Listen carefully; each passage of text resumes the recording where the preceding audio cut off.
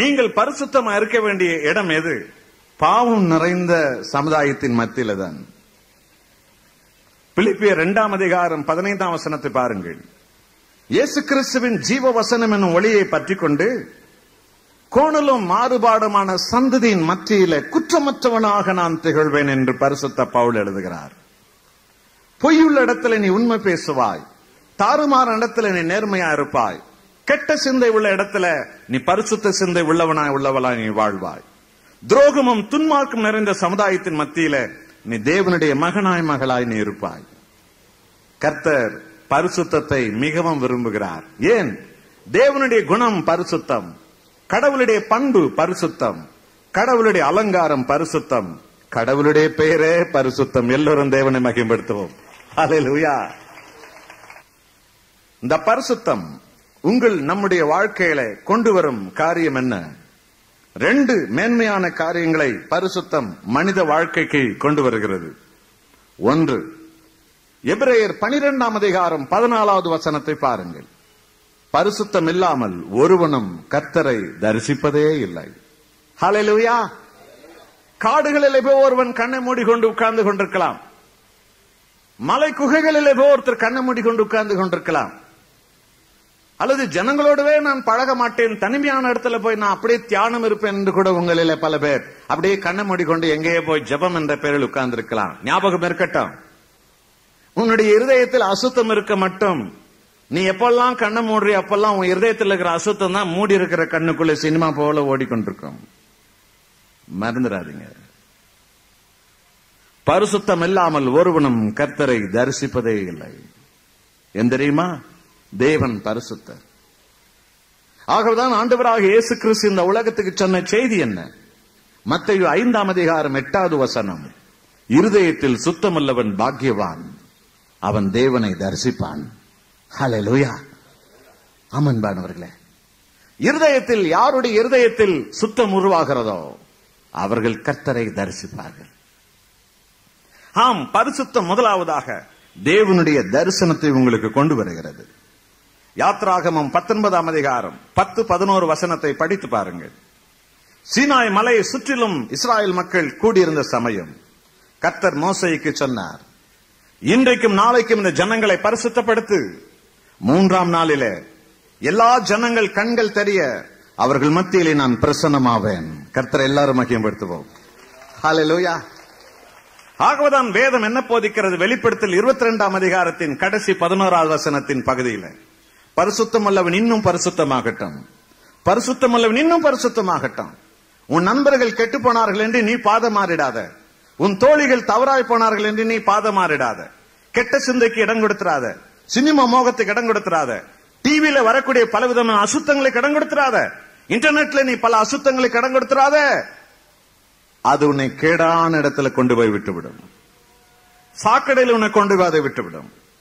உன்னுடைய எதிர்காலத்தை அதை கெடுத்துடும். வேதம் உனக்கு சொல்லும் அறிவுரை என்ன? சகோதரனே சகோதரி, பரிசுத்தம் உள்ளவன் இன்னும் பரிசுத்தமாகட்டும். ஏன்? நீ பரிசுத்தமடைய பரிசுத்தமடைய பரிசுத்தமடைய உலக முடி மட்டும் உங்களோடு கூட இருப்பேன் என்றார் இயேசு. அந்த தேவன் பரிசுத்த ஆவியானவருடைய ரூபத்தில் உங்களுக்கு வெளிப்படுவார். பரிசுத்தம் தேவ பிரசன்னத்தை கொண்டு வரும். 2ஆவதாக யோசுவா 3:5 பாருங்கள்.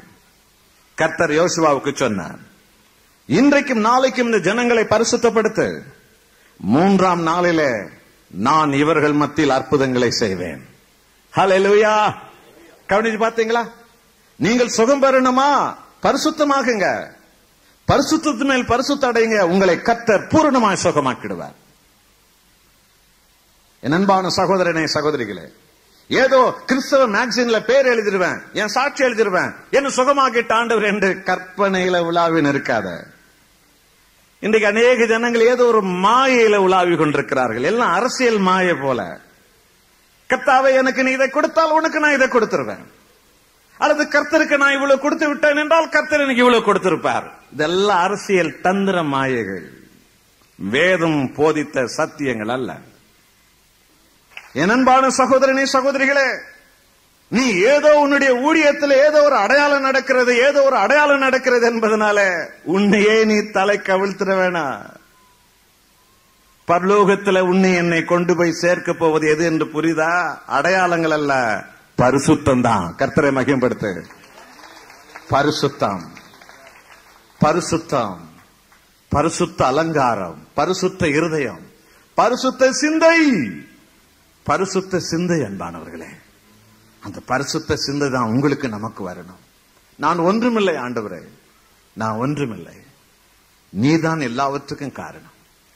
அன்றைக்கு ஒரு பரிசுத்தவான் முழங்கினான், அவர் வளரணும், நான் தேயணும். பாத்தியா, இதுதான் பரிசுத்தம். பரிசுத்தம் உள்ளவன் தான் இதை சொல்லுவான், செய்வான். இயேசு வளரணும், நாங்கெல்லாம் தேஞ்சு போனோம். நான் மறையணும், இயேசு வெளிப்படணும் உலகத்துக்கு. ஹல்லேலூயா. என் அருமையான ஜனமே, பரிசுத்த ஒன்றுதான் உன்னை பரலோகத்தில் கொண்டு போய் சேர்க்கும். யோசித்து பாருங்க, எத்தனை ஜப கூட்டம், எத்தனை உபவாச கூட்டம், எத்தனை கிராவெளிப்பு கூட்டம், எத்தனை கண் விழிப்பு கூட்டம், எத்தனை நற்செய்தி கூட்டம், எவ்வளவு கூட்டங்களில் நீங்கள் பங்கேற்றிருக்கலாம், எத்தனை கூட்டங்களில் நீங்கள் கலந்திருக்கலாம், எத்தனை கூட்டங்களில் நீங்கள் ஜெபித்திருக்கலாம்.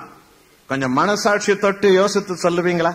இத்தனை கூட்டங்களில் எல்லாம் ஒரு முறையாகலும் என் கர்த்தாவே, நீர் பரிசுத்தரா இருக்கிறது போல நானும் பரிசுத்தம் அடையணும், எனக்கு பரிசுத்த வேணும், எனக்கு பரிசுத்த வேண்டும், என் இன்னத்துக்கு பரிசுத்த வேண்டும், என் பார்வைக்கு பரிசுத்த வேண்டும், என் உள்ளத்துக்கு பரிசுத்த வேண்டும், என் வாழ்க்கைக்கு பரிசுத்த வேண்டும், எனக்கு பரிசுத்த வேண்டும். எத்தனை பேர் ஜெபித்திருப்போம், கதறி இருப்போம். யோசித்து பாருங்க. பரலோகத்தில் தேவனுடைய சமூகத்தில் நம்மை கொண்டு போய் சேர்ப்பது எது? உலக மேன்மைகள் அல்ல, உலக பட்டங்கள் அல்ல, உலக மேலான காரியங்கள் அல்ல, அடையாளங்கள் அல்ல, அற்புதங்கள் அல்ல, பரிசுத்தம் தான். நான் பரிசுத்தரா இருக்கிறது போல நீங்களும் பரிசுத்தரா இருங்கள். நீ பரிசுத்தமாக இருக்க ஆரம்பித்தாலே போதும், உனக்கு அற்புதங்கள் வர ஆரம்பிச்சிடும். கர்த்தராகிய இயேசு என்ன சொன்னார்? மத்தேயு 6:33, முதலாவது தேவனுடைய ராஜ்யத்தையும் அவருடைய நீதியும் தேடுங்கள். இதுதான் பரிசுத்தம். பாவத்தை விட்டு, அக்கிரமங்களை விட்டு, பொய்யை விட்டு, கெட்ட நடத்தை விட்டு, தாறுமாறுகளை விட்டு, பகை, விரோதம், குரோதம், சுயநாள் எல்லாத்தையும் விட்டு ஒழிக்கணும். தேவனுடைய ராஜ்யத்தின் மகனா மகளா நாம மாறணும். முதலாவது தேவனுடைய ராஜ்யத்தையும் அவருடைய நீதியும் தேடுங்கள். அப்ப என்ன நடக்கும்? மற்றவைகளெல்லாம் உங்களுக்கு கூட கொடுக்கப்படும். வேண்டுமானால் உங்களுக்கு கூடைகளை கொடுக்கப்படும். எப்படி வேணும் உங்களுக்கு? கூடவே வேணுமா, கூடையில வேணுமா? ரெண்டு விதமா வேண்டும் என்று சொல்லுங்க. ஏன்னா நம்முடைய தேவன் பெரியவர்.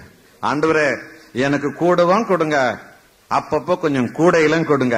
கரங்களை தட்டி தேவனை மகிமைப்படுத்துவோம். ஹல்லேலூயா. நீ எப்படி கேட்டாலும் அப்படி கொடுக்க உன் தகப்பன் வல்லவராய் இருக்கிறார். அவருக்கு பிரியமான பலி, அவருக்கு பிரியமான காணிக்கை, அவருக்கு பிரியமான ஒரு ஆராதனை. சகோதரி, சகோதரனே, நம்முடைய தொண்டையில எழுப்புகிற அதிக சத்தம் அல்ல தேவனுக்கு பிரியமானது. அவருக்கு பிரியமானது சத்தியம்தான்.